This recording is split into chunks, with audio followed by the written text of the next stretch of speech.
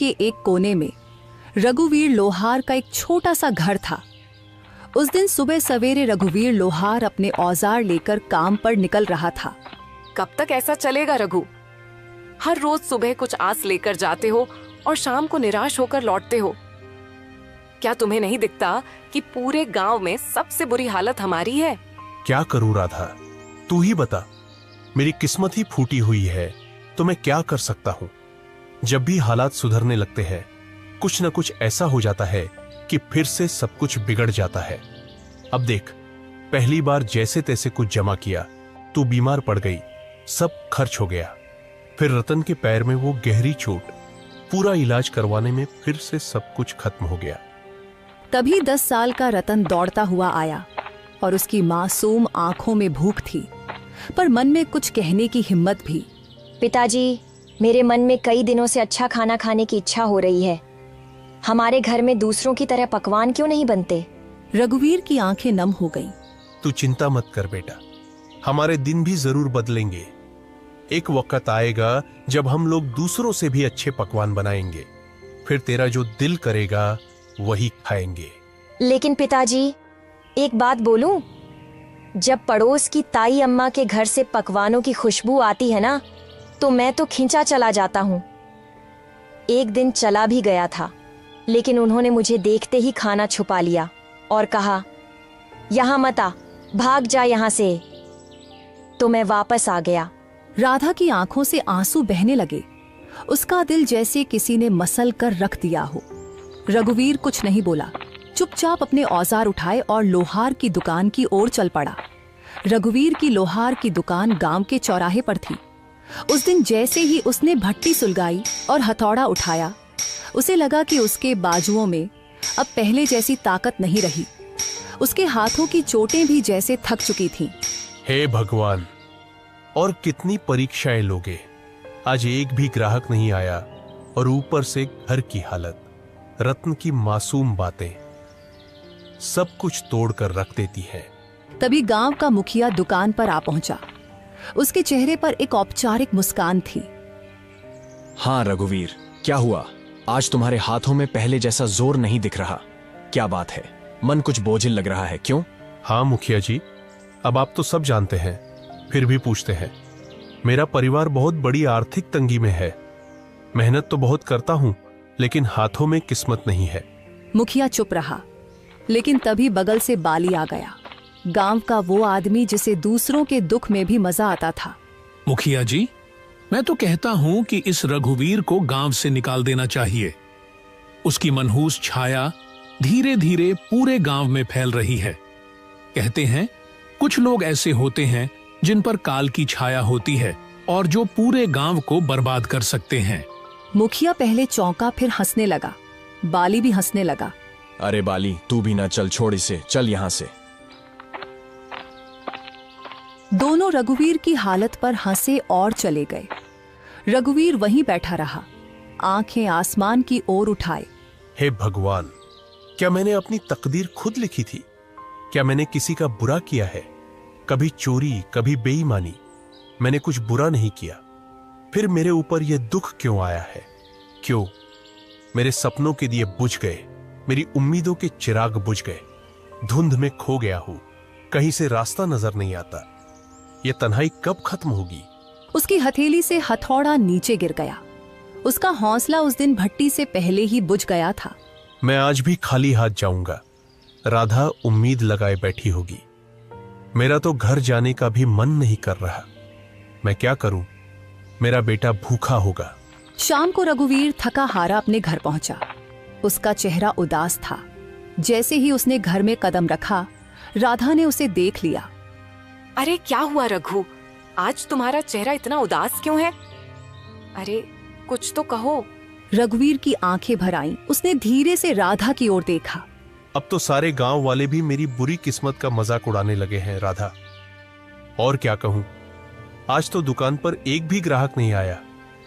हाँ, और ऊपर से मुखिया और बाली, वो दोनों मेरी किस्मत पर हंसते हुए चले गए। मैं तुम्हारे लिए खाने के लिए भी कुछ नहीं ला सका। राधा चुप हो गई। उसकी आंखें भर आईं। सुबह जब तुम दुकान जा रहे थे, तब मैं भी तुम्हें बोल रही थी इसमें गलती मेरी भी है।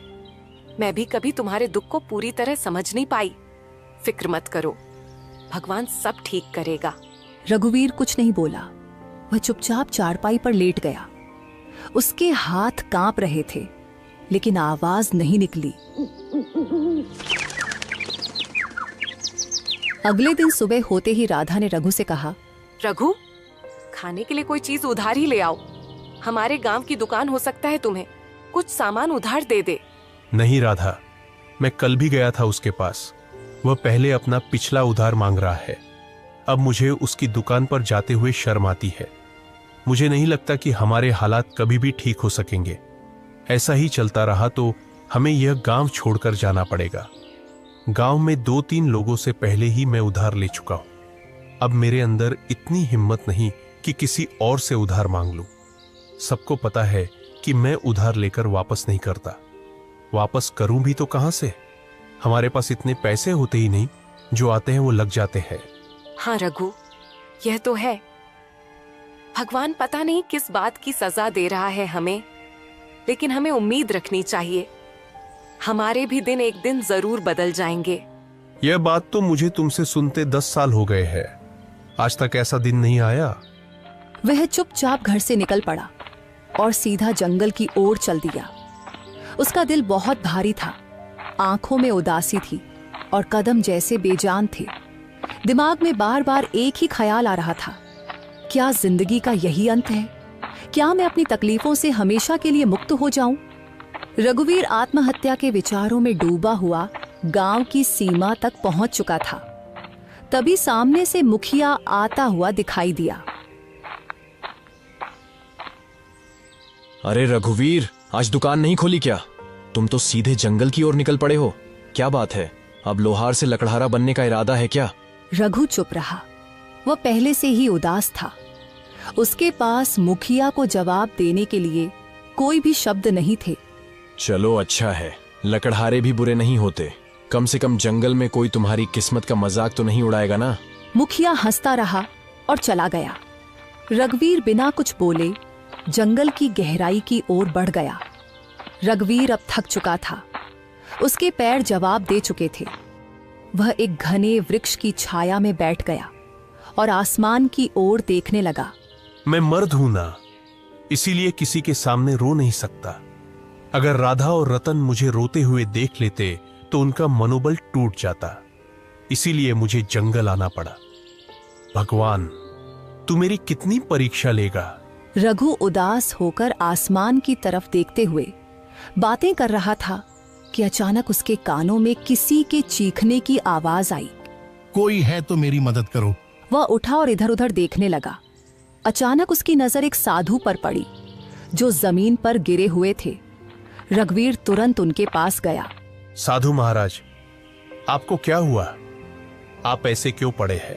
बेटा, मैं राज की ओर जा रहा था कि रास्ते में मेरे पैर में जोर की मोच आ गई। मैं गिर पड़ा और तभी से इस सुनसान जंगल में पड़ा हूं।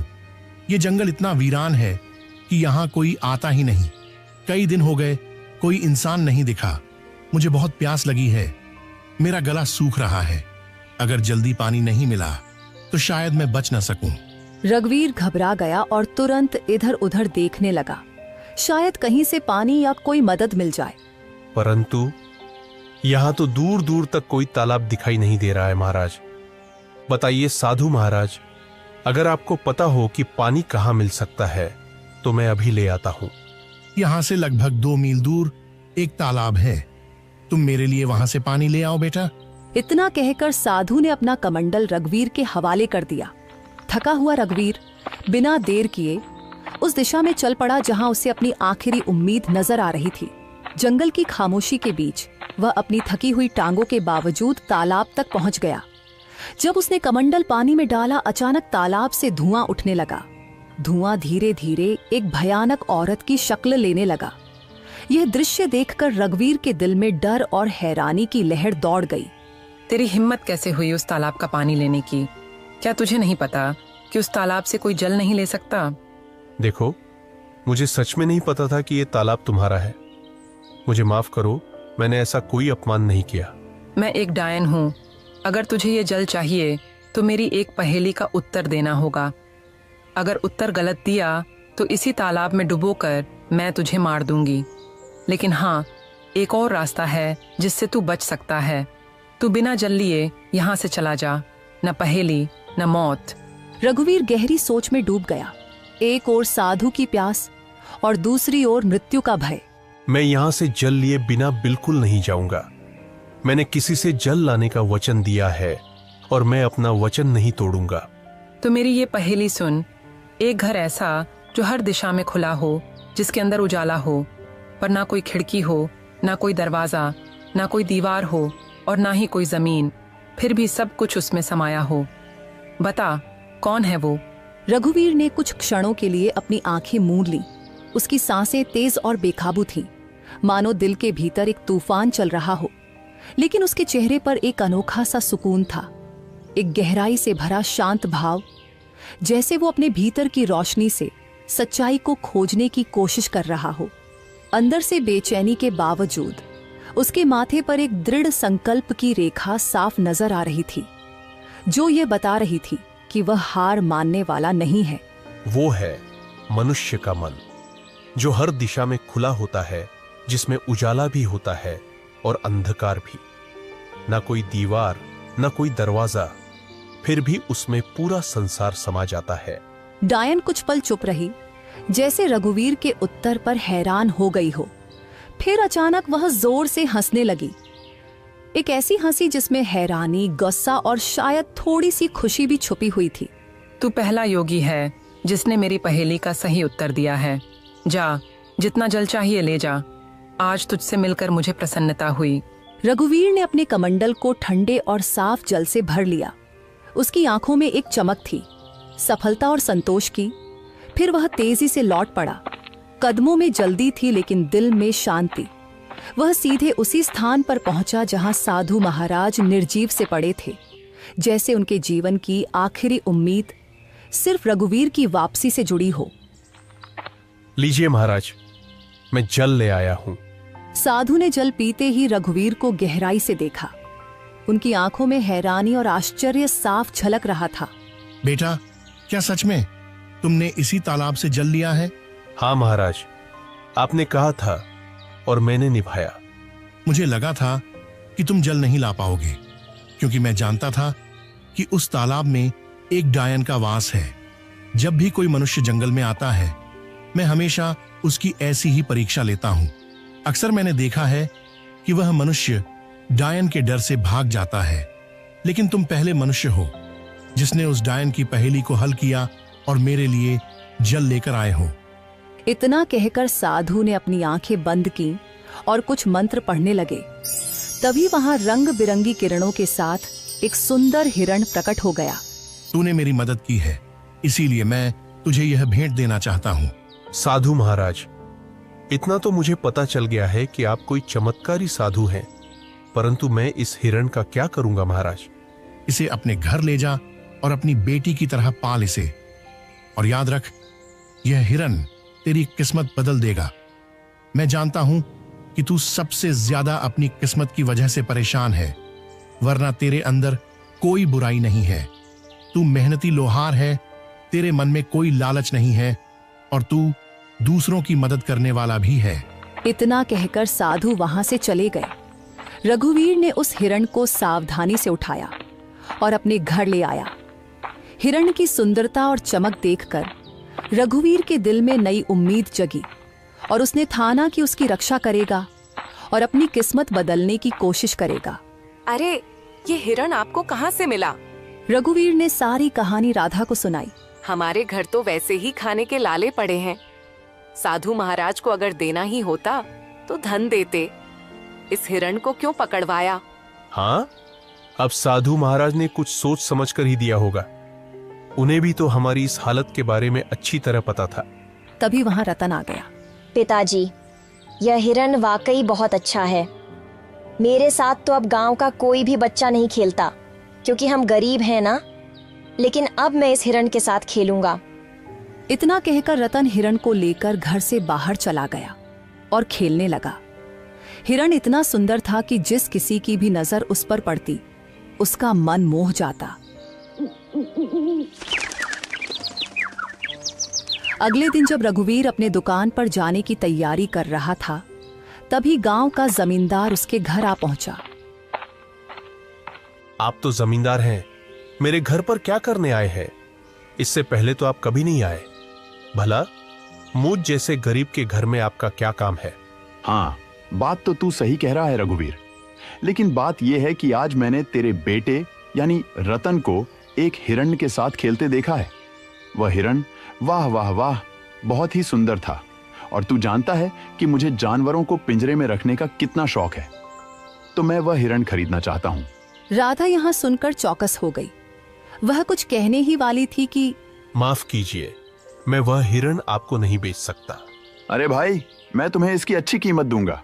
आप मुझे चाहे उसकी कितनी भी कीमत दे, माफ कीजिएगा, मैं उस हिरण को नहीं बेचूंगा। जमींदार क्रोधित होकर वहां से चला गया। आपने ये क्या किया? जमींदार हमें इसकी अच्छी कीमत दे सकता था, हमारी हालत कुछ बेहतर हो सकती थी। मैं यह हिरण नहीं बेचूंगा राधा, क्योंकि यह हिरण मुझे साधु महाराज ने भेंट किया है, और भेंट की हुई वस्तुओं को कभी बेचा नहीं जाता। कुछ दिन ऐसे ही बीत गए। रघुवीर और उसका परिवार हिरण से इतना जुड़ गया था कि उसे छोड़ने का ख्याल भी नहीं आता था। फिर कुछ दिनों बाद एक व्यापारी वहां आ पहुंचा। अरे भाई, मुझे तुम्हारा यह हिरण बहुत पसंद आया है, मैं तुम्हें इसकी मांगी हुई कीमत दूंगा। यह हिरण मुझे बेच दो। तुम चाहे मुझे कितना भी धन क्यों ना दो, मैं इसे नहीं बेचूंगा। अरे, तुम गरीब के गरीब ही रहोगे, तुम सामान्य लोहार हो, समझते ही नहीं कुछ। व्यापारी वहां से चला गया। राधा रघुवीर पर गुस्सा हो गई। जब से ये हिरण आया है, तब से हमारा खर्चा और बढ़ गया है। पहले जमींदार को लौटा दिया और अब व्यापारी को भी मना कर दिया। क्यों नहीं बेचा इसे? राधा, न जाने क्यों मुझे इस हिरण से अब एक खास लगाव हो गया है, और वैसे भी साधु महाराज ने कहा था कि इसे अपनी बेटी की तरह पालना। अब ये मेरी बेटी जैसा है, और भला कोई अपनी बेटी या को मांगी हुई कीमत पर बेचता है क्या? खुद सोचो ना। राधा यह सुनकर चुप हो गई और नम आंखों से मुस्कुराने लगी। धीरे धीरे वह हिरण उनके परिवार का हिस्सा बन गया। वहीं किशोनगर के राजमहल में उदासी छाई हुई थी। राजा विक्रम अपनी 20 वर्षीय पुत्री चंद्रलीका को देख रहे थे, जो बेहोशी की स्थिति में थी। उनके बगल में राजगुरु थे। राजगुरु, क्या मेरी पुत्री ठीक हो पाएगी? मैंने राज्य के बड़े बड़े वैद्यों को दिखाया, लेकिन कोई फायदा नहीं हुआ। महाराज, आपकी पुत्री को एक विचित्र बीमारी है। इसका इलाज शंभू है, लेकिन वह अत्यंत दुर्लभ है। तो फिर जल्दी से बताइए ना गुरुजी, इलाज क्या है? ध्यान से सुनिए। एक मायावी हिरण का आंसू और एक गरीब मनुष्य का आंसू, जब ये दोनों एक साथ मिलेंगे तो वे एक दिव्य पुष्प में बदल जाएंगे। उस पुष्प को राजकुमारी के शरीर पर स्पर्श कराना होगा, तभी वे स्वस्थ हो पाएंगी। तो फिर बताइए, वह मायावी हिरण कहाँ मिलेगा? मैं उसे किसी भी कीमत पर ढूंढ लाऊंगा। और गरीब की बात तो कीजिए ही मत, हमारे राज्य में गरीबों की कोई कमी नहीं है। आपने पूरी बात सुनी नहीं महाराज। अगर किसी गरीब को जबरदस्ती रुलाया गया तो वह आंसू व्यर्थ होगा। दोनों को अपने आप दिल से रोना होगा, तभी वह पुष्प प्रकट होगा। तो फिर क्या? तुम्हें पता है राजगुरु की वह हिरण इस समय किसके पास है? हाँ महाराज, मैंने साधना के दौरान यह देखा है। वह मायावी हिरण हरियापुर गांव के एक लोहार के पास है। राजा विक्रम अपने मंत्री जगन्नाथ और 2 सिपाहियों के साथ हरियापुर की ओर रवाना हुए। कुछ ही देर में वे हरियापुर पहुंचे। वहां गांव का मुखिया दौड़ता हुआ आया। हमारे तो भाग्य ही खुल गए, राजा विक्रम पधारे हैं। मुझे तुम्हारी बातें सुनने में कोई दिलचस्पी नहीं है। बस इतना बताओ, क्या इस गांव में कोई लोहार रहता है जिसके पास एक हिरण है? हाँ महाराज, रघुवीर लोहार है। पूरे गांव को पता है कि उसके पास एक हिरण है, और वह हिरण किसी को देता भी नहीं है, क्योंकि वह अत्यंत सुंदर है। मुखिया राजा विक्रम को लेकर रघुवीर के घर की ओर चल पड़ा। मंत्री, 2 सिपाही और स्वयं राजा को देखकर रघुवीर चौंक गया। क्यों? क्या तुम्हारे पास कोई हिरण है? और क्या वह मायावी भी है? प्रणाम महाराज, प्रणाम। हाँ महाराज, मेरे पास एक हिरण्य है, लेकिन मुझे नहीं पता कि वह मायावी है या साधारण। मेरे लिए तो वह मेरे बेटे जैसा है। वह हिरण तुम्हें कहां से मिला? एक साधु महाराज ने मुझे यह हिरण भेंट किया था महाराज। समझ गया। उस साधु ने तुम्हें एक मायावी हिरण दिया है। चलो, मैं उसे खरीदना चाहता हूं। क्षमा कीजिए महाराज, मैं इसे बेचना नहीं चाहता और बेच भी नहीं सकता। महाराज, यह इतना ही मूर्ख है कि जमींदार ने भी इसे खरीदने की कोशिश की, मगर उसने नहीं बेचा। हमारे गांव का सबसे बड़ा व्यापारी महंगी कीमत देने आया, लेकिन फिर भी वह नहीं बिका, और अब उसने आपको भी मना कर दिया है। उसकी हिम्मत तो देखिए। देखो लोहार, मुझे उस हिरण की बहुत जरूरत है। मैं तुम्हें उसकी महंगी कीमत दूंगा, समझ रहे हो ना? महाराज, मैं नहीं दूंगा, क्षमा कीजिए। मैं तुम्हें आधा राज सूप दूंगा, बस मुझे वह हिरण दे दो। नहीं महाराज, अगर आप मुझे पूरा राज भी दे दे तब भी मैं उसे आपको नहीं दूंगा, क्षमा करें। सिपाहियों, इस लोहार को बंदी बना दो और उस हिरण को पकड़कर महल में ले आओ। चलो। सिपाहियों ने रघुवीर और हिरण दोनों को पकड़कर महाराज के सामने पेश किया। कैसा लग रहा है अब मूर्ख? मैं तुम्हें आधा राज्य देने को तैयार था और तुमने इनकार कर दिया। अब मैं तुम्हें उस हिरण को बिल्कुल नहीं दूंगा। आखिरी बार देख ले इसे, मूर्ख कहीं के। महाराज, मैं जानता हूं कि आप जो निर्णय लेते हैं उस पर अडिग रहते हैं। बस आपसे मेरी एक विनती है, मैं अपने इस हिरण को एक बार गले लगाना चाहता हूं। मैंने इसे अपने बेटे जैसा चाहा है। जा, तुम्हें इतनी मोहब्बत है तो जा गले लगा ले इसे। रघुवीर ने दौड़कर उस हिरण को गले लगा लिया। दोनों की आंखों से आंसू बहने लगे और जैसे ही वे आंसू धरती पर गिरे, वहां एक नीला फूल खिल गया। महाराज, यही वह फूल है जो आपकी पुत्री को ठीक कर सकता है। राजा विक्रम दौड़कर फूल लेकर अपनी पुत्री के कमरे में गए। फूल जैसे ही पुत्री के शरीर को छुआ, वह होश में आ गई। राजा विक्रम खुशी से राज दरबार वापस आ गए। मुझे माफ कर दो रघुवीर, मैंने अपनी पुत्री के प्यार में अंधा होकर तुम्हारे साथ अन्याय किया। तुम्हारे आंसू सच्चे थे। अब मैं समझ गया कि तुम कितना सत्य बोल रहे थे। तभी वहां साधु महाराज प्रकट हो गए। महाराज, यह गरीब लोहार किस्मत का मारा है। उस हिरण को मैंने ही उसे भेंट किया था और मैंने कहा था कि यह उसकी किस्मत बदलेगा। मैं जानता था कि आपकी पुत्री का इलाज उसी मायावी हिरण से होगा, लेकिन वह तभी संभव था जब हिरण पालने वाले की आंखों से सच्चे आंसू निकले, और सच्चे आंसू केवल सच्चे इंसान के निकलते हैं। साधु ने रघुवीर को देखकर कहा, रघुवीर, तुम्हारा काम पूरा हुआ, और जैसा कि मैंने कहा था, यह हिरण तुम्हारी किस्मत बदलेगा। अब समय आ गया है। रघुवीर, हम तुम्हें बहुत सा सोना देते हैं। तुम्हारी वजह से हमारी पुत्री ठीक हो गई है। हम तुम्हारा यह एहसान कभी नहीं भूलेंगे। महाराज, आपकी मेहरबानी है, लेकिन कृपया करके मुझे यह न दे। नहीं नहीं नहीं रघुवीर, यह भेंट है और भेंट को कभी ठुकराते नहीं। आज से तुम मेरे राजमहल में मेरे सलाहकार बनकर रहोगे और मेरे खजाने की रिक्शा का काम तुम्हारे कंधों पर होगा। तुम सच्चे इंसान हो, और हाँ, जिस गांव में तुम रहते हो, आज से तुम उस गांव के जमींदार हो। वह पूरा गांव अब तुम्हारा होगा। रघुवीर पूरी दौलत लेकर अपने घर वापसी की राह पर निकला, जो उसकी मेहनत, ईमानदारी और सच्चाई का अनमोल इनाम था। इस तरह एक सामान्य लोहार अपनी मेहनत और प्यार की वजह से अपनी किस्मत बदलने में कामयाब हो गया। उसका जीवन अब पहले से कहीं ज्यादा खुशहाल और सफल था, और वह अपने गांव के लिए एक मिसाल बन गया।